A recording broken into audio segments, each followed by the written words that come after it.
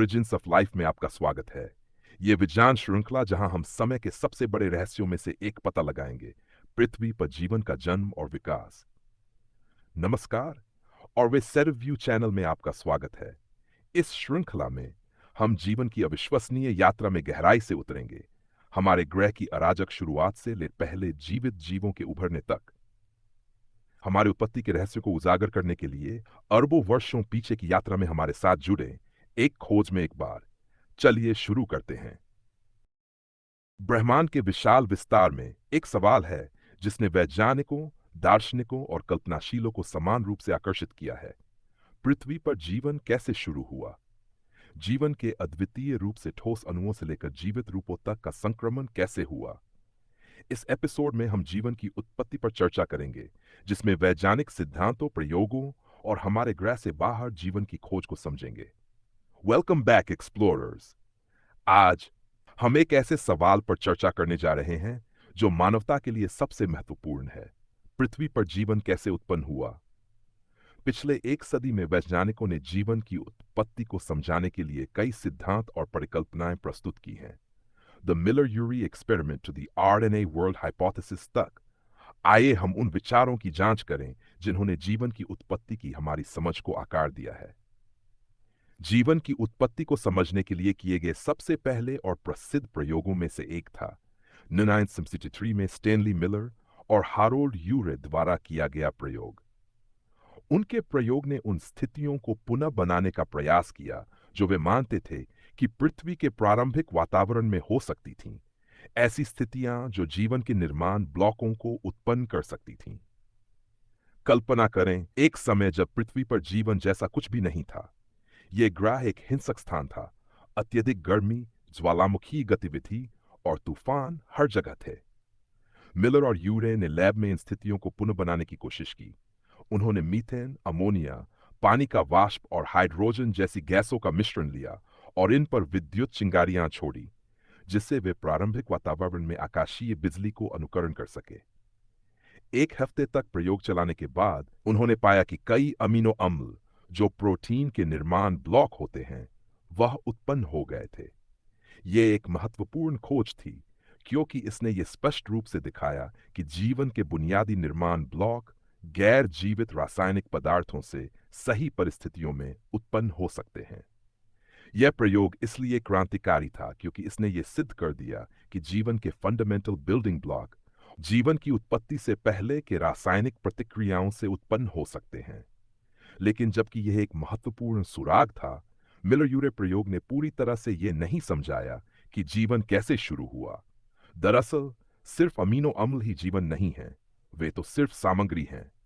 कुछ दशकों बाद वैज्ञानिकों ने एक नया विचार प्रस्तुत किया जो जीवन की उत्पत्ति को समझने के तरीके को बदल सकता था। RNA world hypothesis. यह परिकल्पना यह सुझाव देती है कि जीवन की शुरुआत डीएनए से नहीं बल्कि आरएनए से हुई हो सकती है। आरएनए रिबोन्यूक्लिक एसिड डीएनए से मिलता जुलता है लेकिन काफी सरल होता है। जबकि डीएनए आनुवंशिक जानकारी का भंडारण करता है, आरएनए इस जानकारी का उपयोग करके प्रोटीन बनाता है जो जीवन के लिए आवश्यक हैं। लेकिन यहां ट्विस्ट यह है, आरएनए अपने आप में रासायनिक प्रतिक्रियाओं को प्रेरित भी कर सकता है, ठीक वैसे ही जैसे प्रोटीन करते हैं। आरएनए वर्ल्ड हाइपोथेसिस के अनुसार जीवन तब शुरू हुआ जब आरएनए अणु बनकर खुद को पुनः प्रस्तुत करने लगे। क्योंकि आरएनए आनुवंशिक जानकारी संग्रहित कर सकता है और रासायनिक प्रतिक्रियाओं को उत्प्रेरित कर सकता है, यह पहला सुप्रतिकृति करने वाला अणु हो सकता है जिसने आज के जटिल जीवन रूपों की नींव रखी। आरएनए वर्ल्ड हाइपोथेसिस का एक रोमांचक पहलू यह है कि यह सुझाव देता है कि जीवन बिना जटिल प्रोटीन या हमारे द्वारा जाने गए जीवन प्रणालियों के उत्पन्न हो सकता था। इसके लिए केवल आरएनए और उपयुक्त वातावरण की आवश्यकता हो सकती है। यह विचार जीवन की उत्पत्ति को समझने के हमारे दृष्टिकोण को पूरी तरह से बदल देता है, जिसमें डीएनए की बजाय सरल और मौलिक अणुओं पर ध्यान केंद्रित किया जाता है। लेकिन यह आरएनए वर्ल्ड कैसे उत्पन्न हुआ, यही सबसे बड़ा सवाल है। वैज्ञानिक अब भी यह समझने की कोशिश कर रहे हैं कि शुरुआती पृथ्वी पर आरएनए अणु कैसे स्वतः उत्पन्न हो सकते थे।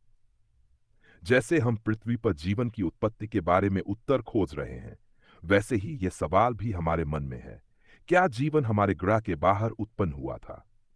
हाल के वर्षों में वैज्ञानिकों ने हमारे सौरमंडल और हमारे सौरमंडल के बाहर के ग्रहों और चंद्रमाओं पर ध्यान केंद्रित किया है। वैज्ञानिकों ने कई जगहों की पहचान की है जहां जीवन या कम से कम जीवन के निर्माण के अवयव हो सकते हैं। मंगल उदाहरण के लिए एक समय में अपनी सतह पर तरल पानी रखता था और अब भी उसके अंदर पानी के भंडार हो सकते हैं। बृहस्पति और शनि के बर्फीले चंद्रमाओं जैसे यूरोपा और एनसेलेड्स के नीचे भी सुस्पष्ट महासागर हो सकते हैं जहां सूक्ष्म जीवन पनप सकता है। यह चंद्रमा जीवन की खोज के लिए प्रमुख स्थान है। इनके अंदर के महासागर गर्मी से बचने के लिए ज्वालामुखीय प्रभाव और ज्वारीय बलों द्वारा बनाए जा सकते हैं और यहाँ रासायनिक प्रतिक्रियाएं जीवन को सहारा दे सकती हैं। और यह सिर्फ हमारे सौरमंडल में ही नहीं है। एक्सोप्लैनेट्स, सौरमंडल के बाहर ग्रहों की खोज ने जीवन की खोज के लिए एक नया क्षेत्र खोला है। इन ग्रहों में से कुछ अपने तारे के हैबिटेबल जोन में हैं, जहां तरल पानी होने के लिए तापमान सही हो सकता है, जो जीवन के लिए एक महत्वपूर्ण घटक है। पृथ्वी के बाहर जीवन की खोज आधुनिक विज्ञान के सबसे रोमांचक क्षेत्रों में से एक है।